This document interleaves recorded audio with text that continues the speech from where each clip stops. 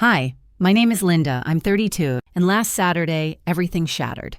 200 guests gathered under chandeliers, celebrating my father's 40-year empire. The retirement party wasn't just his triumph, it became my public crucifixion.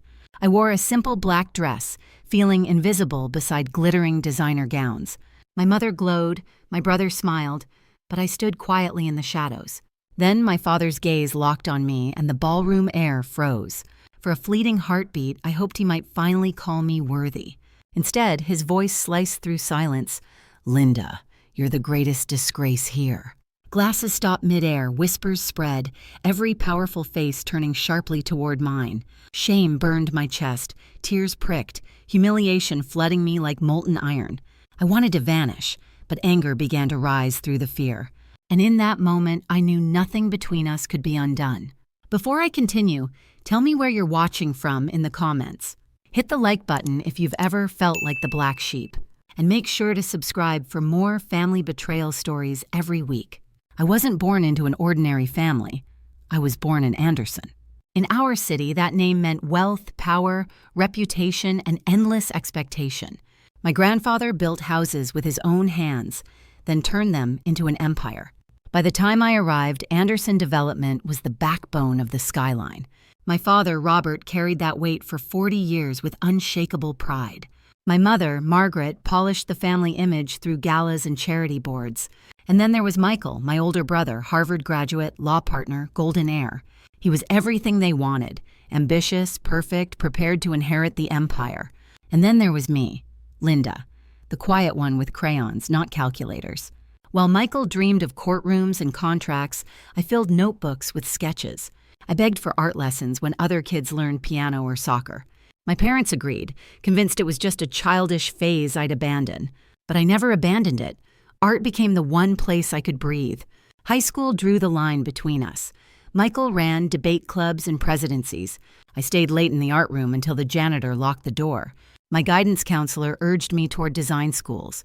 But home was different. My father dismissed every dream, business, law, marketing, something useful to us. The first great fight came at 17.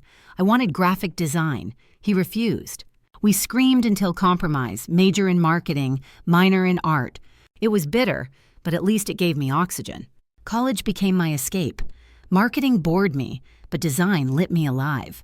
I discovered Photoshop, Illustrator, tools that transformed ideas into images that breathed.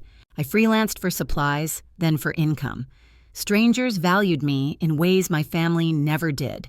After graduation, my parents expected me to enter Anderson Development's offices immediately.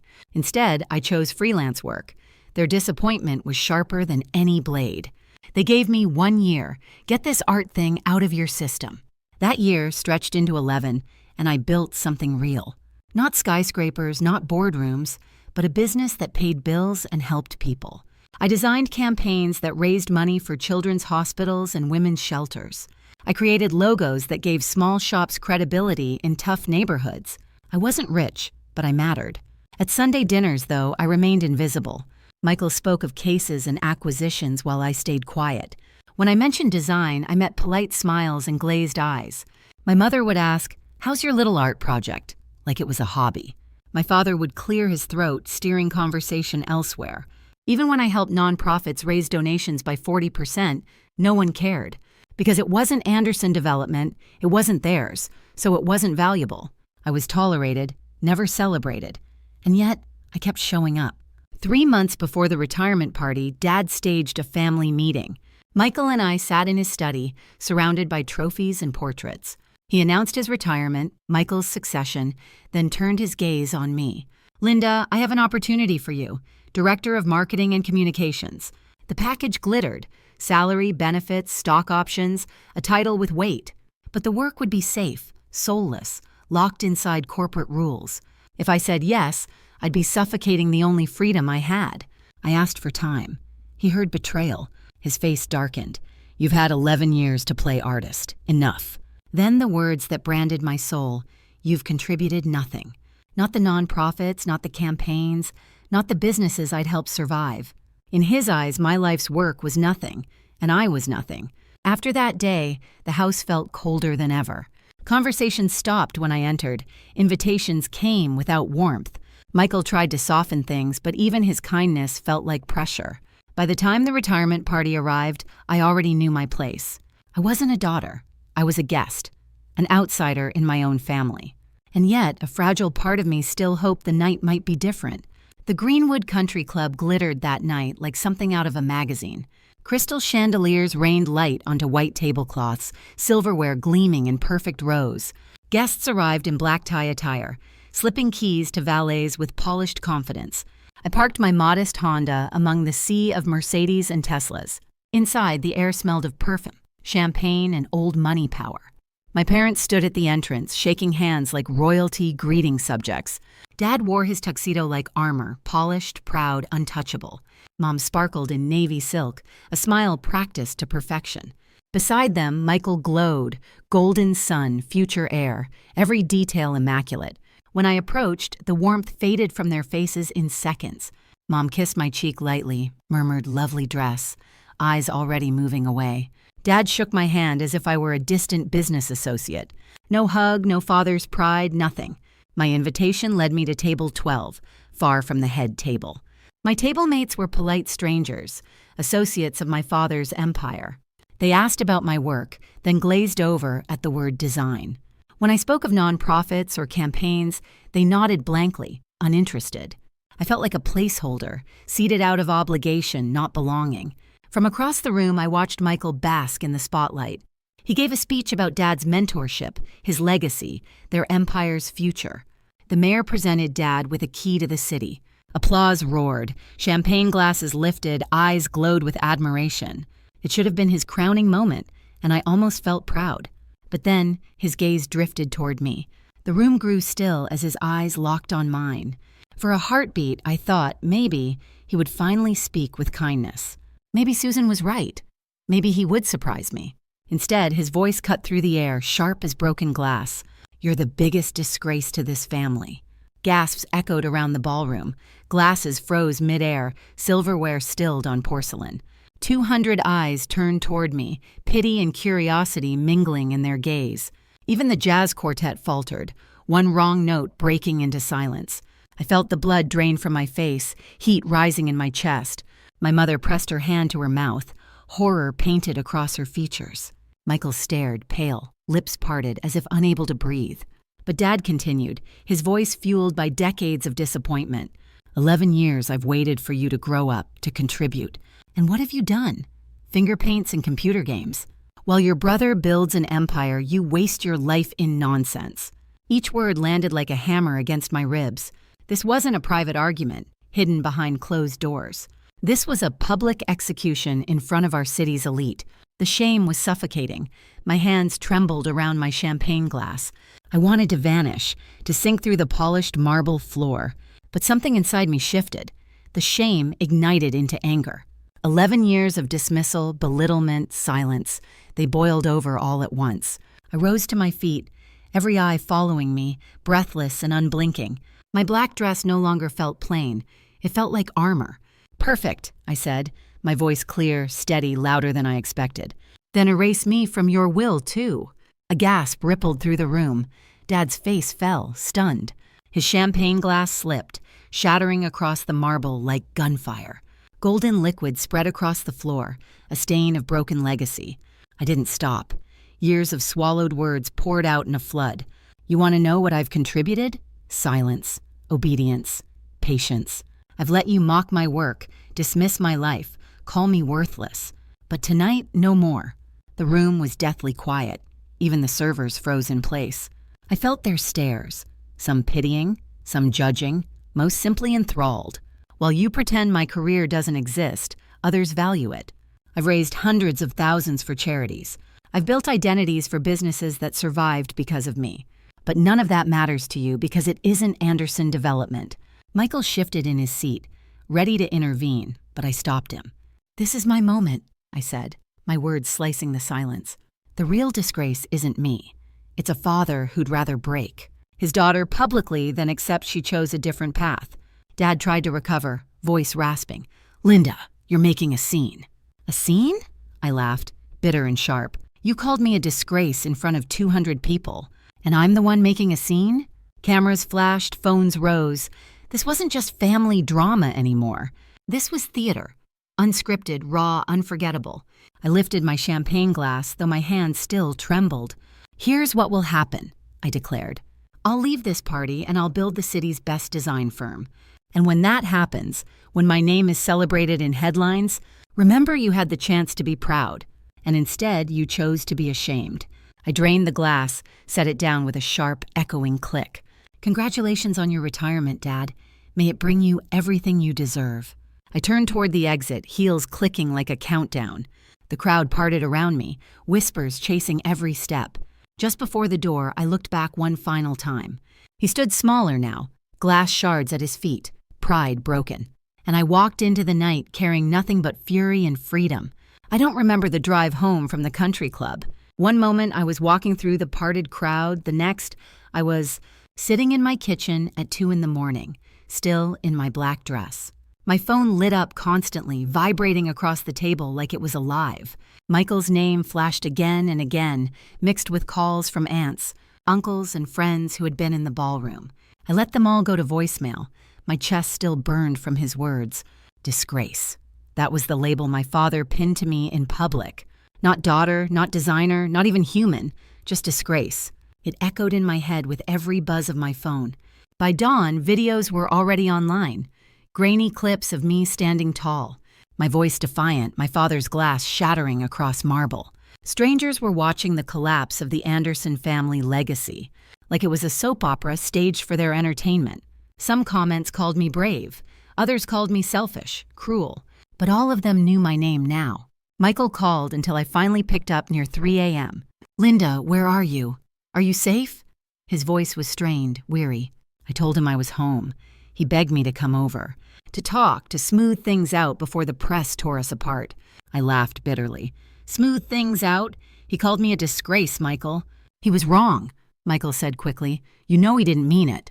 "Yes, he did. He's been meaning it my entire life. Last night he just had the courage to say it out loud." Silence filled the line. I could hear Patricia in the background, whispering if I was all right. Michael tried again. "He's under pressure. The company transition, the expectations, the stress." "Stop." My voice cracked, but my resolve was hard. "Stop making excuses for him. You've done it our whole lives." For years, Michael had been the bridge, the peacemaker, the one patching over Dad's explosions with polite words. But no patch could cover what had happened on that stage. Something irreversible had cracked open. The next days blurred. Headlines in the society pages, whispers in cafes. Strangers approached me in grocery aisles, saying they admired my courage. Emails flooded my inbox, some from clients offering support, others from curious businesses who liked the fire in my defiance. It was surreal. My lowest moment was suddenly a window of opportunity. But nights were hardest. Alone in my apartment, I replayed the scene again and again until I felt sick. I remembered the way every face turned toward me, the way silence swallowed the room after his words. I remembered the anger in his eyes, the way he looked at me like I wasn't his child at all. That memory was a wound I couldn't stop touching. Still, beneath the pain, something new had taken root. For the first time in years, I felt unshackled. There was nothing left to prove to him anymore. He had already judged me, condemned me, burned the bridge with his own hands. All that remained was my freedom to build something of my own. A week later, David Chen called, CEO of a rising tech company, young, ambitious, fearless. He'd seen the videos, read the coverage, and heard my name buzzing. "I need someone who thinks differently," he told me over coffee. "Someone who knows what it means to stand apart, to build something that isn't stamped with the old guard's approval." His offer was staggering, a full rebrand of his company, logo, website, campaigns, everything. The kind of contract that could launch me, from a struggling freelancer to a studio founder. I stared at the numbers on the page, my hands trembling. It was more than validation. It was a door, and this time, I would walk through it. The irony wasn't lost on me. My father had tried to bury me in shame, but his attempt to silence me had amplified my voice instead. People were paying attention, not to the empire he built, but to the daughter he had dismissed as worthless. One night, as I sketched brand concepts under the glow of my desk lamp, I realized something profound. That ballroom humiliation, as cruel as it was, had become the breaking point I needed. I had lived too long in the shadow of their expectations, measuring myself against their cold definitions of success. Now I had nothing left to lose. That is the gift of betrayal. It strips away illusions, tears down walls, and forces you to stand on your own foundation. I was wounded, yes, but I was also unbound.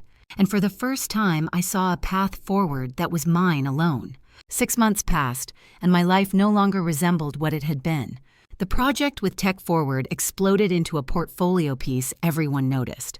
Their new brand identity wasn't just trendy, it was bold, alive, undeniable. Within weeks of the launch, industry blogs praised the work as transformative. My name appeared in headlines not as disgrace, but as visionary. New clients followed like floodwaters breaching a dam. Nonprofits, startups, even mid-size companies wanted what I could offer. For the first time, I stopped chasing scraps and started choosing projects. I rented a studio downtown, exposed brick, tall windows, light flooding in. I called it Creative Haven, a place for design to breathe. The irony wasn't lost on me. The very moment Dad had tried to erase me was the moment the world had finally seen me. He'd stood under chandeliers calling me worthless. Now I stood in sunlight, my work celebrated by strangers. Reporters kept circling back to that night at the country club. They wanted quotes, drama, family feuds, and neat sound bites. I refused to fuel their gossip. Instead, I let my work speak, louder than any argument could. Each campaign delivered results. Each client left satisfied. And slowly, the story shifted. Not Linda, the disgrace. Linda, the designer who built an empire of her own. At family gatherings, what few I still attended, whispers trailed me. Some cousins looked at me differently, curious, maybe even admiring. Aunts who once asked about my little art projects now leaned closer, wanting to know about clients and contracts. My father? He stayed silent. He never spoke of me, but I caught him reading the paper, lingering too long on pages where my name appeared. Michael visited my studio one evening, tie loosened after a long day. He ran his hand across the rough brick wall, looking impressed. "You did this," he said softly. "Without them." His words mattered more than I expected. Michael, always the golden one, now sounded almost wistful. "I thought I had everything figured out," he admitted. "But you chose differently, and it's working." I saw it in his eyes.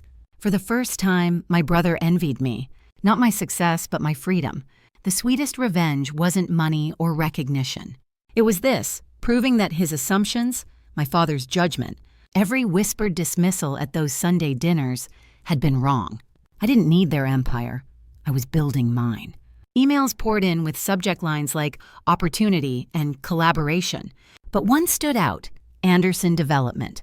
They wanted a proposal for rebranding to connect with a younger market. I laughed out loud, nearly spilling my coffee. The same empire that had once deemed me nothing now came knocking at my door, asking for my vision. I drafted a response, professional but firm. Creative Haven would consider the project, at full rate, no discounts. There would be contracts, boundaries, and absolute creative control. If they wanted my voice, they'd have to pay for it. When the deal was signed, I felt the balance shift. The girl they had dismissed was now the woman holding the pen. My father sat across the conference table, face unreadable. For once, he couldn't silence me, couldn't dismiss me. Every chart, every slide, every design carried my signature. And he had to listen. The reversal wasn't just professional. It was personal, spiritual. For years, I had begged for scraps of validation. Now, validation knocked on my door wearing a tailored suit. I didn't gloat, didn't throw his words back in his face.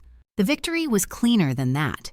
It lived in the silence that followed when he realized the daughter he had called a disgrace was now saving his legacy. And for the first time in my life, I didn't need his approval. I already had my own.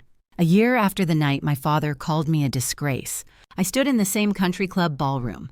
But this time, I wasn't in the shadows. I was at the podium receiving the Young Entrepreneur Award.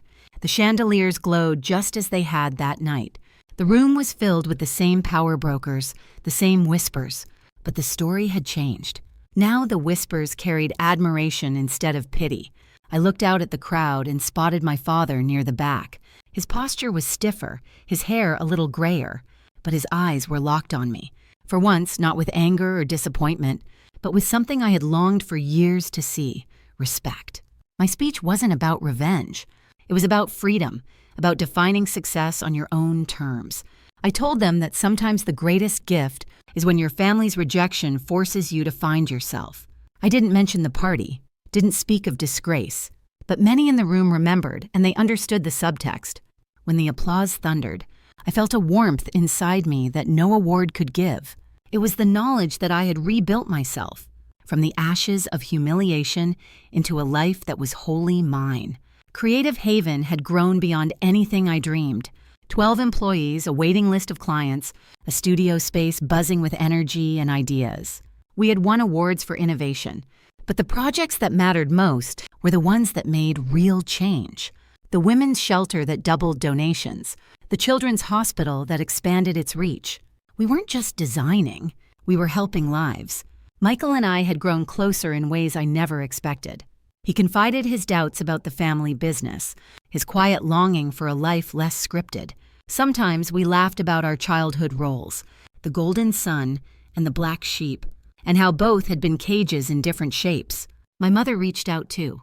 She began inviting me to art galleries instead of galas, asking about my projects with genuine interest. Her words were still careful, but her eyes softened, and for the first time, I felt like she was trying to see me for who I was, not who I wasn't. As for my father, our relationship remained complicated. We spoke in professional terms more than personal ones, but he stopped dismissing me. Sometimes, in quiet moments, he even asked for my opinion on things outside of business. Not often, not with ease, but enough to matter. And once, as we left a meeting together, he murmured, "I'm proud of you." No cameras, no audience, just a father and daughter. It wasn't everything, but it was enough. In my personal life, I found something even rarer: peace. James, the photographer who'd seen beauty in both buildings and people, became my anchor. He never asked me to shrink, never treated my work as a hobby. He saw me fully, completely, and loved me all the more for it. When he proposed in our studio one late evening, surrounded by sketches and laughter, I said yes without hesitation. Our wedding wasn't about social status or headlines. It was a garden filled with art, music, and the people who mattered. My team from Creative Haven danced barefoot on the grass. My Aunt Susan toasted my courage, her voice shaking with pride. And my father, he simply sat quietly, watching, perhaps remembering the daughter he had once tried to erase. As the night ended, I realized something. The opposite of disgrace isn't approval, it's authenticity. I had spent too long begging for validation, thinking my worth depended on their acceptance. But the truth was simpler, sharper. I was worthy because I chose to live a life that felt like mine. 2 years later, Creative Haven moved into a larger space, a converted warehouse with soaring ceilings and sunlight pouring in. We hosted workshops for young designers, mentored students who reminded me of myself at 17, full of dreams their families didn't understand. When one girl asked me, "How do you keep going when no one believes in you?" I smiled and told her the truth. You stop waiting for them to believe. You believe for yourself. That was the real victory. Not headlines, not awards, not contracts, but becoming the woman I had needed when I was young and scared and unheard. My father's words would never disappear. They were burned into memory, sharp as glass under a chandelier. But they no longer defined me. They had become the spark that lit my freedom. Sometimes the cruelest cut from family isn't the end of your story. It's the beginning of the one you were meant to write. I had walked out of that ballroom broken. Now I walked into every room, and I never looked back. If this story touched your heart, please give it a like and share it with someone who needs to hear this today. Don't forget to subscribe for more true family betrayal stories that remind us we are stronger than we think.